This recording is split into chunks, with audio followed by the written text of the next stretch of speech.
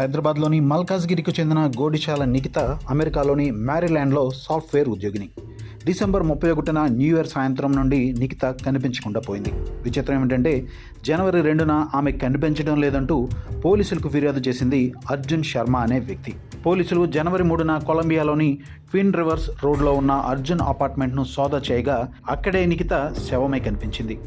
ఆమె శరీరంపై కత్తిపోట్లు ఉన్నట్లు హోవార్డ్ కౌంటీ పోలీసులు ధృవీకరించారు.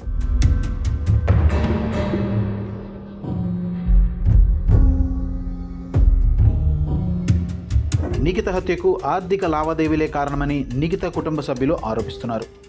నిఖిత కజిన్ సరస్వతి తెలిపిన వివరాల ప్రకారం నిఖిత తన మాజీ రూమ్మేట్ అయిన అర్జున్కు గతంలో $4,500 అంటే సుమారుగా $3,70,000 అప్పుగా ఇచ్చింది. అందులో $3,500 తిరిగి ఇవ్వగా మిగిలిన డబ్బు కోసం డిసెంబర్ 31న ఆమె అర్జున్ ఫ్లాట్కు వెళ్ళింది. డబ్బు తిరిగి ఇవ్వమని అడగడంతోనే ఆమెను హత్య చేసి ఉంటారని అనుమానిస్తున్నారు.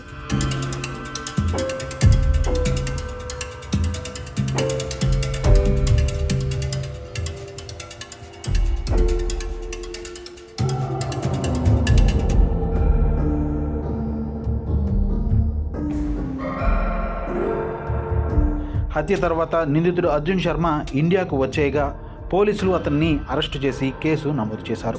నిఖిత తండ్రి ఆనంద్ మాట్లాడుతూ అర్జున్ తన కూతురి బాయ్ ఫ్రెండ్ కాదని కేవలం మాజీ రూమ్మేట్ మాత్రమే అని స్పష్టం చేశారు. అర్జున్ ఇండియాకు వెళ్ళిపోతున్నాడని తెలిసి తన డబ్బులు వసూలు చేసుకోవడానికే నిఖిత అక్కడికి వెళ్ళిందని, ఆ క్రమంలోనే ఆమెను చంపి పారిపోయాడని కన్నీరు మున్నీరుగా విలపించారు.